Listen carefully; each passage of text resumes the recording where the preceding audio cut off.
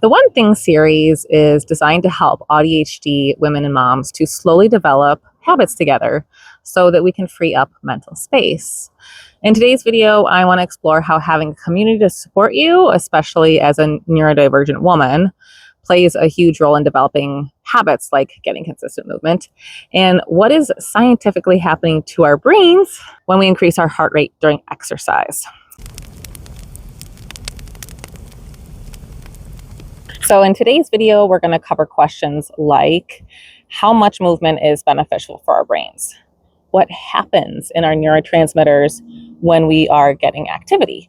And then also, how important is community support when you're developing habits? How does community affect the overall brain chemistry of an AuDHDer? I've been interested in building a community ever since I started this channel. One thing that we seem to struggle with is just having people around us who understand us, and loneliness is the key to all sorts of negative effects in our lives. I personally would enjoy a community where we can get together online and do things like crafts or bake goodies or discuss certain topics or things that you're learning about that you're hyper-focused on. But please give me your feedback on this. I mean, I don't know what platform you're interested in using. Patreon is one, Discord. But let's dive into our first question. How much movement do we actually need to do in order to see improvement in our brains? The answer really is in levels. So we can see an impact in as little as 3 to 10 minutes of activity. Something like hopping up to chase your toddler around the house for a few minutes, maybe just doing some stretches to get blood flowing to your muscles. That will actually help wake up your brain and to get your brain going, especially if you are kind of stuck in a paralysis sort of a state. Maybe you're feeling really groggy, you can't really think that well. I also really like the fact that 3 minutes is very attainable. Like, that's something I can really wrap my head around without feeling overwhelmed or without having to go put my workout clothes on and get all sweaty. I hate wearing sweaty clothes. And then the best long-term benefits that we can see in our brains is just getting 15 to 30 minutes of moderate exercise each day, which can be something like walking or dancing, but nothing that's too strenuous like strength training or high intensity training. I really like hearing this because there's a lot of days when I just don't have the energy taking care of my family. I'm pregnant and all the stuff that's going on in our brains. Just having 15 to 30 minutes to go for a walk with my dog seems very attainable, especially if my brain's going to benefit from it. So what is happening in our brain's neurotransmitters when we exercise? It's probably no surprise to you that walking for 15 to 30 minutes increases your serotonin, your dopamine, and your norepinephrine levels. But in an article from Berkeley, there's actually even more benefits. It also increases the BDNF in your brain, which is brain-derived neurotrophic factor. Basically, this just does two things. First, builds up and strengthens the plasticity of your brain. So those are all the pathways that your brain uses. And the other thing that it does is it increases your ability to learn. I just imagine that little bowl in my head full of facts is getting bigger, and I can put more facts in there, and I can actually remember them.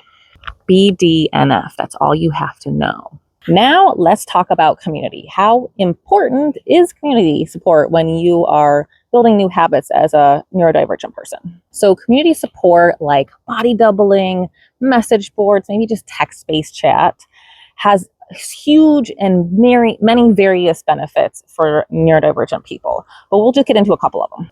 3 of the main ways are accountability, validation, and motivation. We all struggle with our ADHD side, needing stuff that's new, needing things that are fun, or we're going to get bored. We get bored of routine. And sharing this habit development with others makes it so much easier for our brains instantly because it's more fun. And we can brainstorm for even better success. And it just keeps things fresh and new. For our autism side, it lets us plan. It brings us together possibly with other people, and it's a sort of framework for us. We get to do really nerdy things like creating checklists. We can plan, a time or a kind of activity that we want to do.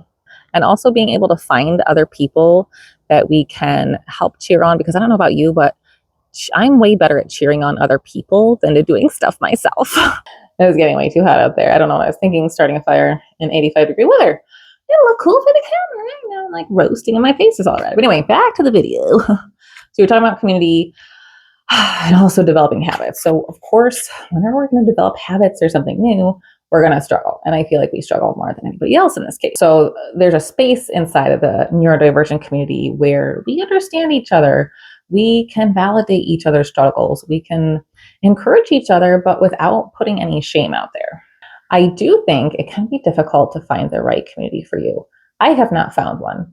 And I think part of it is just the fact that you have to put the time and energy into looking for the right community. So I wanted to leave you with an open-ended question. What do you look for in community? Is it someplace where there's a lot of people or just a few? What activities or discussions or events would you want to see? Would you want a body double or just chat? And these are all questions that will help you to be able to find the right community, but also for me to start to develop one. And this brings me to my next really nerdy question, which is, how does the right community actually affect our neurotransmitters, our brain chemistry as a neurodivergent person? First, it lowers cortisol. We've all heard of cortisol being a stress hormone, but it also causes inflammation, which can cause cognitive decline.